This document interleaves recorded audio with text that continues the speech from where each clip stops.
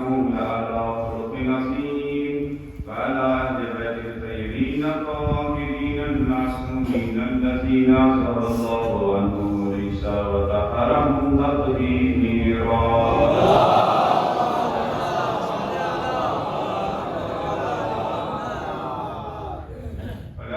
دائمة على أعدائهم أجمعين من الآن إلى قيام يوم الدين. أما بعد فقد قال أمير المؤمنين عليه السلام: ألا وإن من البلاء الفاقة وأشهد من الفاقة مرض البدن وأشهد من مرض البدن مرض القلب. رب اشرح لي صدري ويسر لي امري واحلل عقدة من لساني يفقهوا قولي.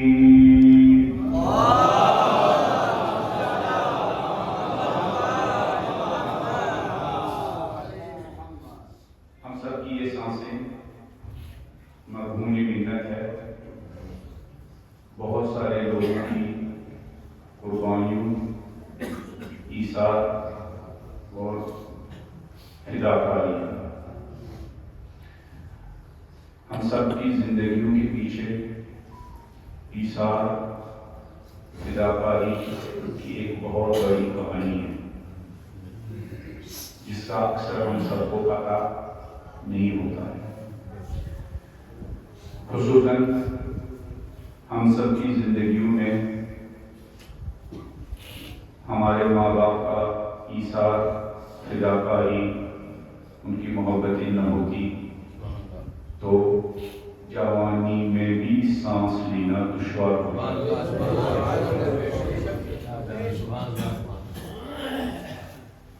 ہم سب کی زندگی مرہون منت ہے.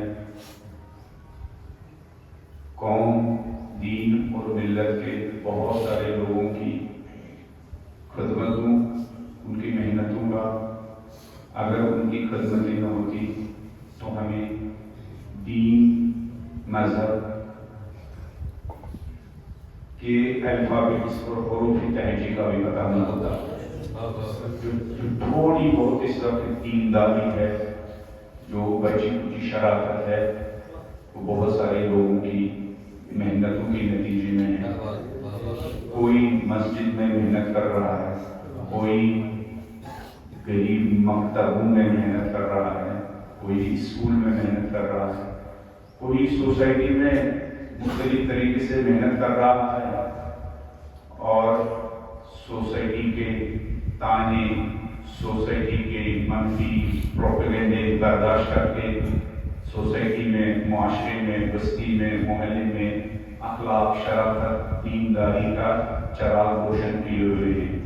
بہرحال ان سب کی محنتوں کی ہم مرہون منت ہے. اگر یہ دین کی خدمت گزار اس دنیا سے چلے گئے ہو، خدا ان سب کو محمد و آل محمد کی شفاعت نصیب فرمائے. اگر یہ ہماری زندگیوں کے حقیقی محسن، احسان جن کا ہے، منت جن کی ہے، اگر اس وقت قبروں میں سو رہے ہو، خدا ان سب کو زہرا اور اولاد زہرا کی شفاعت نصیب فرمائے. اگر ہمارے سروں پر ماں باپ کا یہ آسمانی سایہ، یہ رحمانی سایہ، یہ خدائی سایہ اٹھ گیا ہو، خدا ایسے تمام ماں باپ کو علی، فاطمہ زہرا اور ان کی اولاد کی شفاعت اور ان کی جوار میں جگہ عنایت فرمائے. نور قرآن اور نور اہل بیت کے ساتھ ان سب کی قبروں کو نورانی فرمائے. جس مرحوم کی ساری ثواب کی مجلس میں آپ بیٹھے ہوئے، خدا ان کو بھی مولا حسین اور مولا حسین کے ساتھیوں کی شفاعت نصیب فرمائے. ان کے گناہوں کو درگزر فرمائے. محمد و آل محمد کی شفاعت ان سب کو نصیب فرمائے. تمام مرحومین کی مغفرت کے لیے، بلندی درجات کے لیے، دین کے تمام خدمت گزار اس دنیا سے چلے گئے ہوں، ان سب کی مغفرت کے لیے، بلندی درجات کے لیے، اس مجلس میں وہ دین کے خدمت گزار بیٹھے ہوئے، علماء کرام بیٹھے ہوئے، ان سب کے مرحومین کی مغفرت کے لیے، بلندی درجات کے لیے، خصوصاً جس مرحوم کی ساری ثواب کی مجلس منعقد ہو رہی ہے، ان کی مغفرت، بلندی درجات کے لیے سب مل کر بلند آواز میں سورہ ہوا ہم کی تلاوت کرتے ہیں. بسم اللہ الرحمن الرحیم الحمدللہ رب العالمین الرحمن الرحیم مالک یوم الدین ایاک نعبد و ایاک نستعین اهدنا الصراط المستقیم صراط الذین انعمت علیہم غیر المغضوب علیہم ولا الضالین. بسم اللہ الرحمن الرحیم قل هو اللہ احد اللہ الصمد لم یلد ولم یولد ولم یکن له کفوا احد. بسم اللہ الرحمن الرحیم قل هو اللہ احد اللہ الصمد لم یلد ولم یولد ولم یکن له کفوا احد. بسم اللہ الرحمن الرحیم قل هو اللہ احد اللہ الصمد لم یلد ولم یولد ولم یکن له کفوا احد. باقی صحت سلامتی کے لیے جن کے سروں پر ماں باپ کا آسمانی خدائی رحمانی سایہ ہے، وہ سایہ قادر آپ کے اور ہم سب کے سروں پر باقی رہنے کے لیے، ہمارے گھر میں جو بیوی بچے ان کی صحت و سلامتی کے لیے، آس پاس جو مومنین اور مومنات ہیں ان کی صحت کے لیے، سلامتی کے لیے، تندرستی کے لیے، ان کی زندگیوں میں جو مشکلات وہ مشکلات دور ہونے کے لیے، پوری دنیا میں جو صدق کے دل کے ساتھ دین کی خدمت بجا رہے ہیں ان دین کے خدمت گزاروں کی صحت و سلامتی کے لیے، خصوصاً فرزندان زہرا حضرت آیت اللہ عظمیٰ خامنئی، حضرت آیت اللہ عظمیٰ سید عیسی ثانی، اس بزدل زمانے میں مالک اشتر کے کردار کی جھلک دکھانے والا عظیم سالار سید حسن نصر اللہ جیسے شجاع اور بہادر انسانوں کی صحت سلامتی کے لیے، اور پوری دنیا میں جو اس خط مرجعیت اور ولایت اور امامت پر خدمات انجام دے رہے ہیں ان کی صحت کے لیے، سلامتی کے لیے، تندرستی کے لیے بلند آواز میں صلوات پڑھتے ہیں.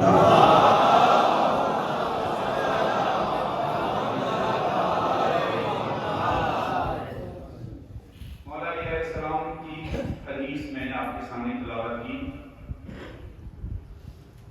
سنڈے ہے، اتوار، میں حقیق طالب علم سنڈے نوجوانوں کے ساتھ نہج البلاغہ کی کلاس میں کبھی کبھی مصروف رہتا ہوں، تو میں سمجھتا ہوں ہمارے لیے مجلس بھی ایک کلاس روم ہی ہے.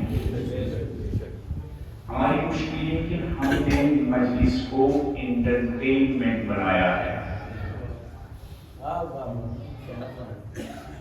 ہم مجلس میں سیکھنے کے لیے نہیں آتے ہیں، بہت سارے لوگ تفریح کے لیے آتے ہیں.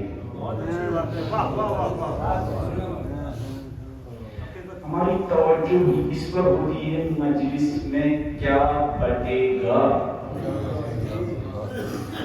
جبکہ توجہ اس پر ہونی چاہیے کہ مجلس میں کیا سکھایا جائے گا.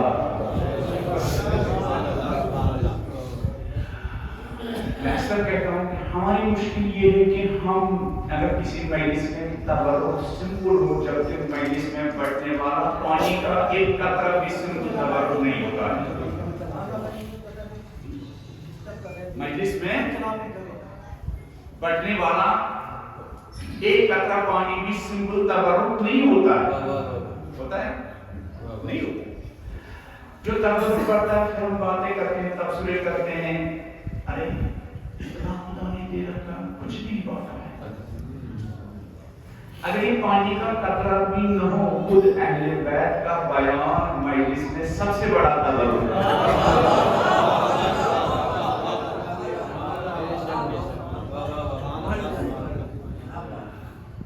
جو آپ بنتے ہیں وہ آپ کا بنایا ہوا اور آپ کا تیار کیا ہوا ہوتا ہے. یہ اہل بیت علیہ السلام کی احادیث، یہ ان کی تعلیمات، یہ ان کی سیرت، یہ اہل بیت کا بنایا ہوا تبرک آپ کی روحانی مشکلات حل کر رہے ہیں. لیکن حقیقت یہ ہے کہ ہم در اہل بیت پر سیکھنے کی غرض سے نہیں ہیں. تو مولا علیہ السلام کی حدیث سے ہم اپنی گفتگو شروع کریں گے. نہج البلاغہ کی یہ حدیث ہے. حدیث نمبر ہے 388 388. ہو سکتا ہے جو آپ کے گھر میں نیچرل والا اگر آپ پر رکھی ہو، پرانے زمانے میں ہوتی تھی، اب تو نہیں ہوتی ہے. پرانے زمانے میں ہوتی تھی. مفتی جعفر صاحب کا ترجمہ، پھر ہمارے یہاں کے علامہ ذیشان حیدر جوادی صاحب نے اس کا بہت ہی خوبصورت اور بہت ہی پیارا ترجمہ کیا. ان کے نمبرز میں کہیں کہیں فرق ہے. میں اکثر کہتا ہوں، کبھی کبھی میں رسول اللہ کی ریفرنس دیتا ہوں تو لوگ کہتے ہیں مولانا ہم نے دیکھا وہ جو آپ نے نمبر بتایا وہ نہیں تھا. ہوتا ہے کہ ہم بہت سارے علماء دو خطبوں کو ایک خطبہ مانتے ہیں، پھر نمبرز میں کیا آتا ہے؟ فرق آتا ہے. یا ایک ہی خطبے کے دو وہ کرتے ہیں، نمبرز لگاتے ہیں، پھر کیا جاتا ہے؟ پھر آگے پیچھے ہوتا ہے. جو میرے ہاتھ میں نہج البلاغہ ہے، اس میں جو نمبر ہے اس حدیث کا، اس کی میں نے تلاوت کا شرف حاصل کیا ہے. آج کے دور میں بلکہ ہر دور میں علی کا نام آئے یا علی کی تعلیمات یا علی کی حدیث زبان سے یہ بڑا شرف ہے نا. تو یہ جو میرے پاس نہج البلاغہ ہے، اس میں نمبر ہے 388. مولا اس میں فرماتے ہیں، ہم اکثر کہتے ہیں کہ کوئی فضائل ہے. کیا کہتے ہیں؟ فضائل. پھر ہم سمجھتے ہیں فضائل اہل بیت یعنی بس کوئی در خیبر اکھاڑ. در خیبر اکھاڑنا آسان کام ہے، انسانوں کی کھوپڑیوں کو ٹھیک کرنا سخت کام ہے.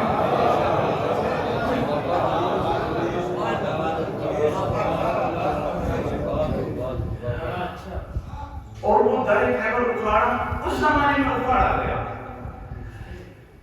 لیکن علی کی فتح کا سلسلہ ابھی تک رکا. علی نے اپنے زمانے میں صرف در خیبر نہیں اکھاڑا، علی قیامت تک اپنی فکروں سے، اپنی خیالات سے، اپنی تعلیمات سے لوگوں کے ذہنوں کو تسخیر کر رہے ہیں.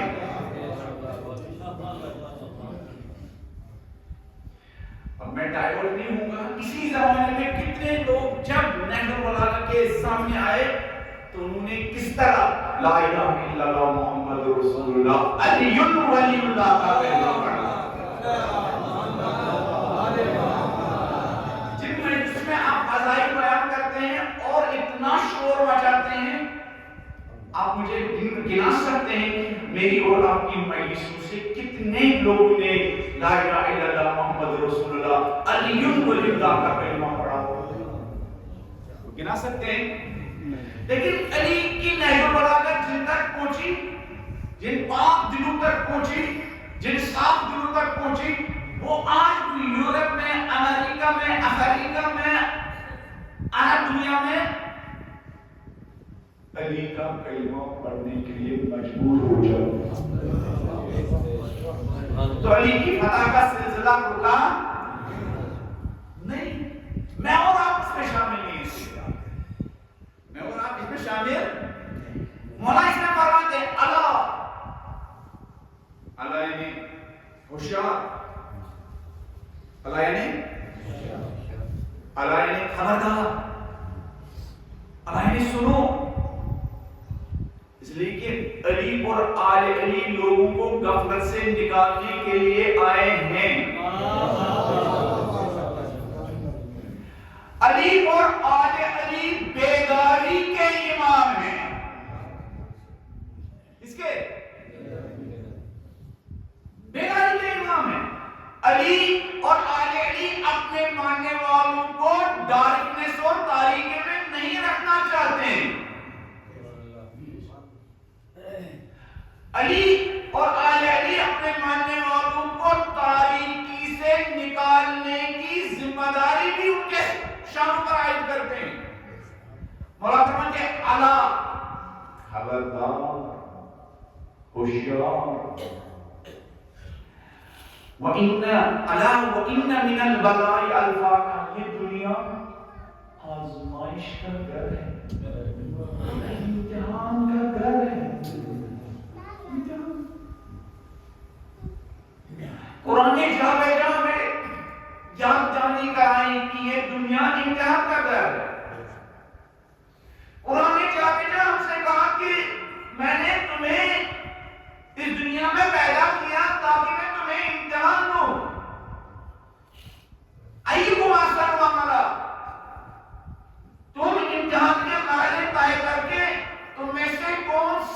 سے بہتر کوالٹی کا عمل انجام دے.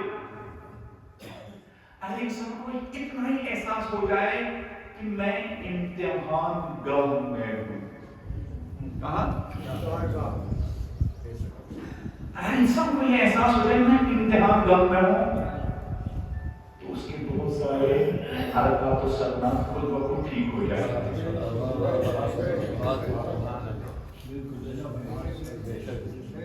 اگر انسان یہ سمجھنے لگے, اگر ایک مالدار انسان سمجھنے لگے میں امتحان گاہ میں ہوں تو مال کمانے کے بعد اس کے یہاں تکبر و ایگو نہیں آ جائے گا. اور اگر ایک غریب کو پتہ چلے میں امتحان گاہ میں ہوں تو وہ ناامیدی اور ناامیدی کا شکار نہیں ہوگا. اگر ایک انسان یہ سمجھنے لگے تو بہت سارے کاموں کے ذریعے خدا بندوں کا امتحان لیتا ہے. امام فرماتے ہیں الا وَإِنَّ مِنَ الْبَلَاءِ الْفَاقَ, ان آزمائشوں میں, ان امتحانات میں سے ایک امتحان کیا ہے؟ فقر و تنگدستی. فقر و تنگدستی ایک امتحان. مولا علی علیہ السلام کی حدیث ہے کفر اور فقر کے بارڈر ملتے ہیں. کفر اور فقر کے بارڈر, فقیری میں اگر انسان دیندار نہ ہو تو کلمہ کفر پکڑنے لگتا ہے دیندار نہ ہو. اسی لیے اہل بیت تعبیر کی دنیا میں مال کمانے سے پہلے انسان کو دین سیکھنا چاہیے.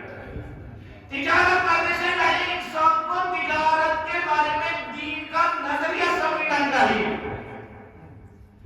پیٹ کی غذا سے پہلے انسان کو کیا روح کی غذا کی ضرورت ہے تاکہ وہ اس دنیا کے امتحان میں کامیاب ہو سکے.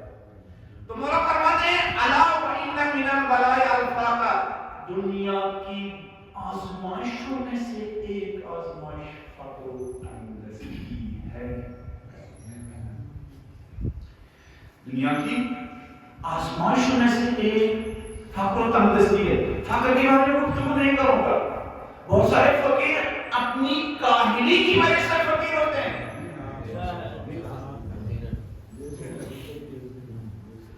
لیکن بہت سارے محنت کرتے ہیں, مشقت کرتے ہیں, کام پیک پر پہنچ گیا, خدا نے ایک امتحان میں مبتلا کیا.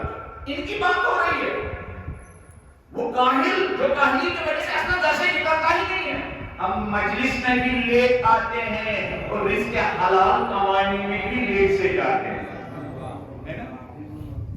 دعویٰ یہ کہ ہم کیا علی والے ہمارے عمل نہیں بتاتے ہیں. ہم علی والے علی صبح سویرے اس کے حالات کے لیے نکلتے تھے.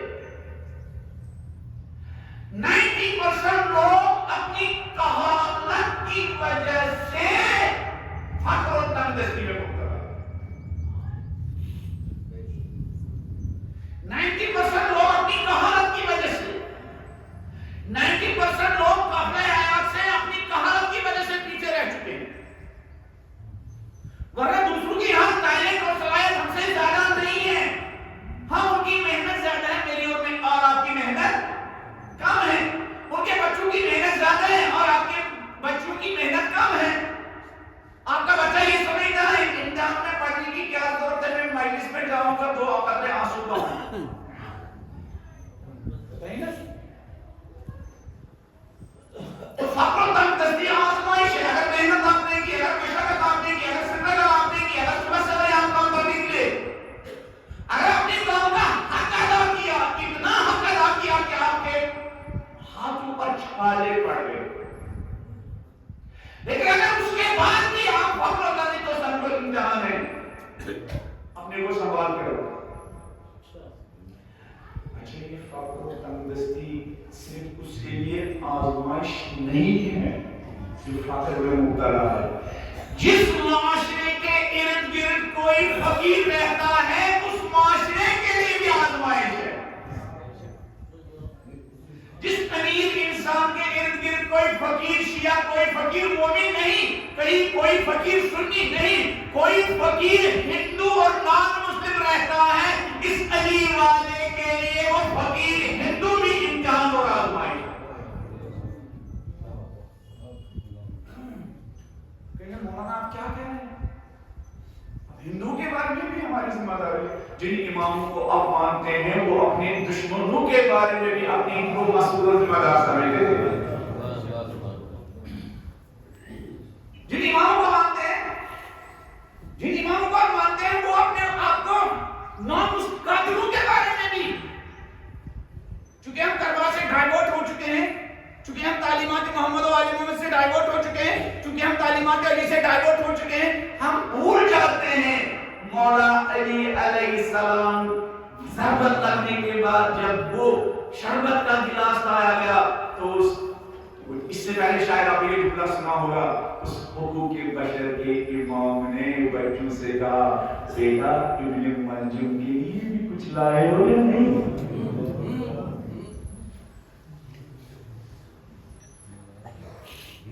یہ انسان ہے، اس کی جب تک اس پر حد نہیں جاری ہوتی ہے تب تک ہمیں اس کی انسانی ضرورتوں کا خیال رکھنا ہے. تو ہمارا فرماتے ہیں اس لیے مولانا احمد اللہ میں فرماتے ہیں حسبک ضاءً ان تبیت بمتنا. آج کل اکثر لوگ صبح شام لیب میں چیک کرنے کے لیے جاتے ہیں. کرنا نہیں چاہیے. دیکھیے ہم اتنا گھٹیا چیزیں کھاتے ہیں، پتہ نہیں صبح ہم فٹ ہوتے ہیں شام کو بیمار ہو جاتے ہیں. ہے نا چیک اپ کرنا چاہیے. لیکن جسمانی چیک اپ سے زیادہ روحانی چیک اپ کی ضرورت ہے. جسمانی چیک اپ سے زیادہ روحانی چیک اپ کی ضرورت ہے. روحانی چیک اپ کہاں کریں گے؟ تعلیمات محمد و آل محمد کی لیب میں.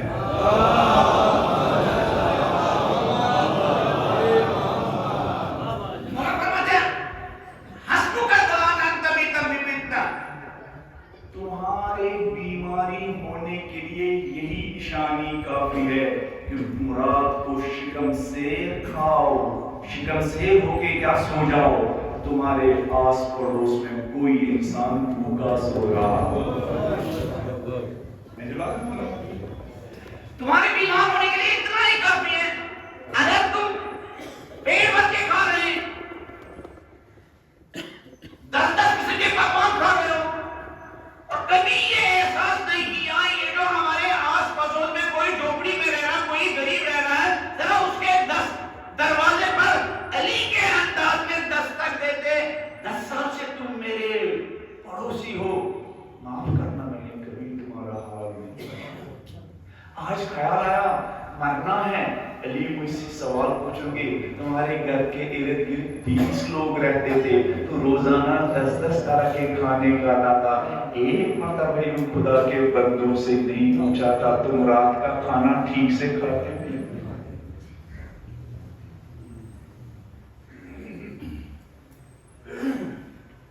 مولا فرماتے ہیں دنیا والے تمہیں فزیکلی اور صحت مند کہیں، لیکن اگر تمہارے اندر یہ چیز ہے تم غفلت کے حالت میں کھاتے ہو، غفلت کے حالت میں سوتے ہو، سوسائٹی کا کوئی خیال نہیں، فقیر کا، مسکین کا، لاچار کا، بے سہارا کا، تو تم میری لیب میں تمہارے لیے کیا ہے؟ ایک بیماری لاحق ہو چکی ہے. تم بیمار ہو، تم بیمار ہو. تو فقر و تنگدستی مولا فرماتے یہ آزمائش ہے. اس کے لیے بھی جو مبتلا ہے، اس معاشرے کے لیے بھی جس معاشرے میں کوئی فقیر ہے.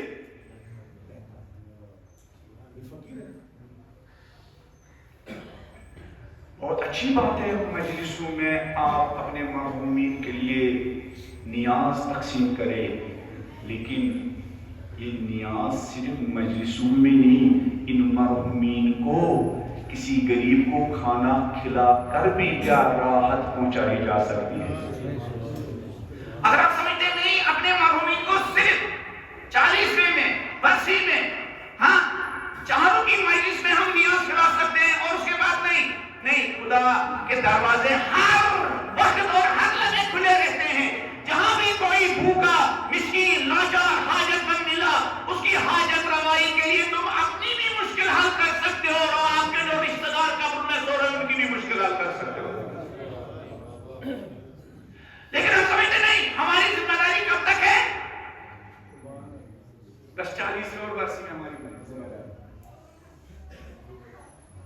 اور آپ کی مجلس میں کون کھاتے ہیں؟ جو خود کھلانے کی صلاحیت رکھتے ہیں، جو خود کھلانے کی صلاحیت، اور پھر کھلاتے بھی کیا ہے ان فقیروں کا؟ جو آپ کے یہاں بچا ہوا تھا وہ آپ کھلاتے ہیں۔ میں نے کل صبح کشمیر میں مجلس میں یہ جملہ کہا، اس دال روٹی کی بڑی قیمت ہے جس دال روٹی کے ذریعے اس روئی زمین پر خدا کے فقیروں، مسکینوں، لاچاروں کا ایک وقت پیٹ بھرایا جائے۔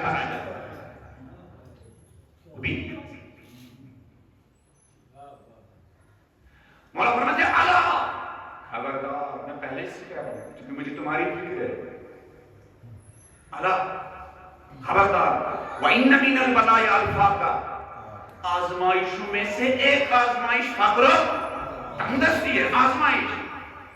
لیکن فقر تنگدستی یہ نہیں کہ انسان گھر سے نکلے پھر مشکلات میں گرفتار ہو جائے۔ میرے مولا نے کہا تھا فقر تنگدستی آزمائش ہے، نہیں، ایسے فقیروں کے لیے نہیں، اس فقیر کے لیے جس نے جو اس سے ہو سکتا تھا اپنے سارے ایفرٹس لگائے۔ علی اپنے ماننے والوں کو فقیر نہیں دیکھنا چاہتے ہیں، علی کو وہ شیعہ پسند نہیں ہے جو کہالت کی وجہ سے فقر و فاقے میں مبتلا ہوا ہو، علی کو وہ شیعہ پسند ہے جو محنت کرے، پیسہ کمائے، اپنا لائف سٹائل بھی بہتر بنائے اور دوسرے لوگوں کا لائف سٹائل بنانے کی کوشش میں ہو۔ علی نے جب ایک انسان کو دیکھا وہ دنیا کی مذمت کر رہا، فرمایا ایھا الزام للدنیا، ایک دنیا کی مذمت کرنے والے سمجھتے ہو یہ دنیا کیا ہے؟ یہ دنیا متجر اولیاء اللہ، یہ خدا کے ولیوں کی تجارت کرنے کی جگہ ہے۔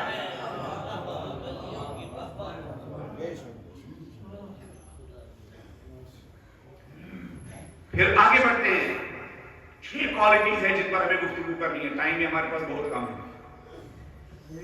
جن مرحومین نے ہم سب کو علی اور آل علی سے آشنا کیا، جس باپ نے ہماری ولادت کے موقع پر ہماری قوم میں خدا کی وحدانیت، نبی کی رسالت، علی کی ولایت کا کلمہ پڑھا اور ہم پر سب سے بڑا احسان کیا۔ اگر ایسے لوگ قبر میں سو رہے ہوں، ان کی مغفرت کے لیے، بلندی درجات کے لیے محمد و آل محمد کی شان میں ایک سفر کیا۔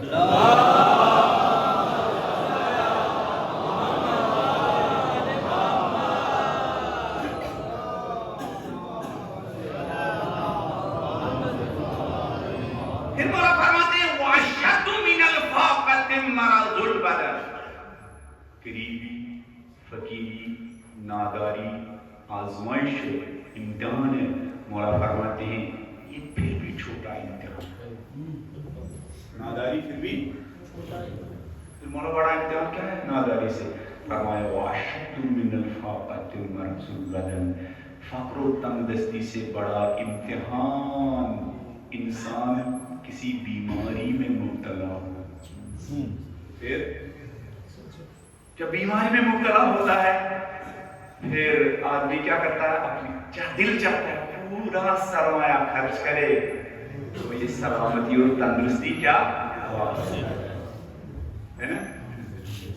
پھر پہلے مرحلے میں ہماری نگاہوں میں پیسے کی قیمت، جب ہم بیمار ہو جاتے ہیں پھر صحت و سلامتی کی قیمت کا اندازہ ہو جاتا ہے، پھر آدمی پوری دنیا قربان کرنے کے لیے تیار ہو جاتا ہے کہ اس کینسر کی بیماری سے نجات مل جاتی ہے، اس کینسر کی بیماری سے۔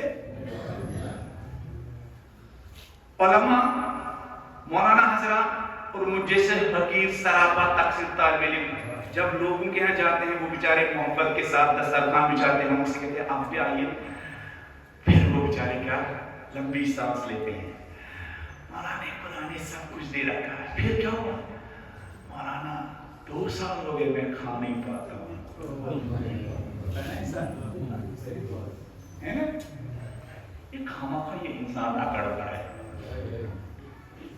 خامخواہ یہ انسان سمجھتا ہے کیا میں کچھ ہوں، کچھ نہیں ہے، ایک بیماری اس کے پیسوں کی میننگ اور مطلب ختم کر دیتی ہے.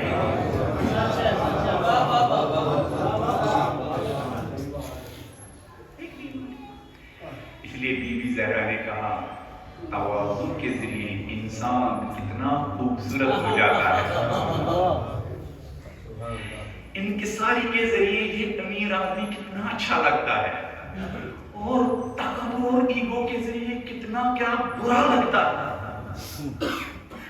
تواضع اور انکساری کے ذریعے اس کے ارد گرد لوگ پروانی کی طرح چکر کاٹتے ہیں اور تکبر اور ایگو کی وجہ سے اس کے اپنے بھی لوگ اس سے فرار کرتے ہیں.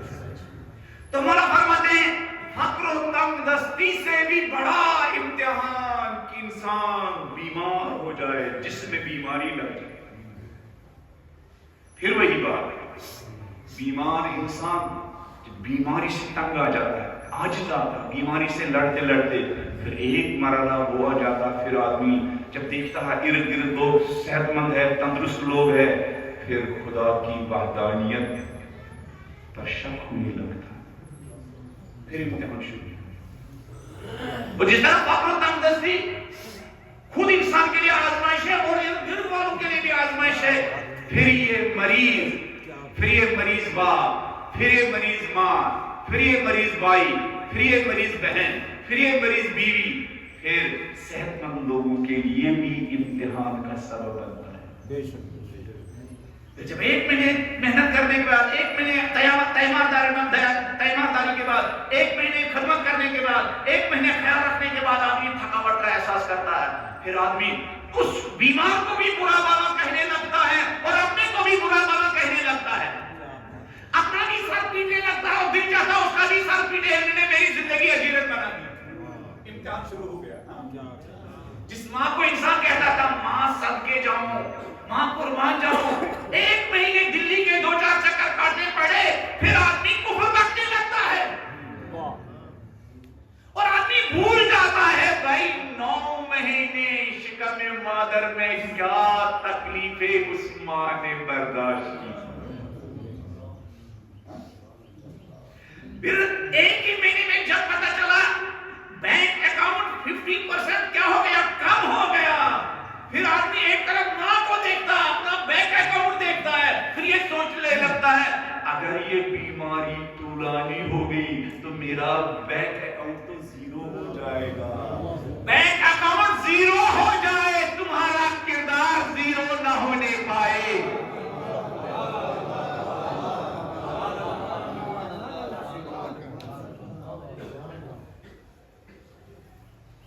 بینک اکاؤنٹ زیرو ہو جائے، اس پیسے کی کتنی ویلیو ہے جو پیسہ ماں باپ کے کام آ جائے.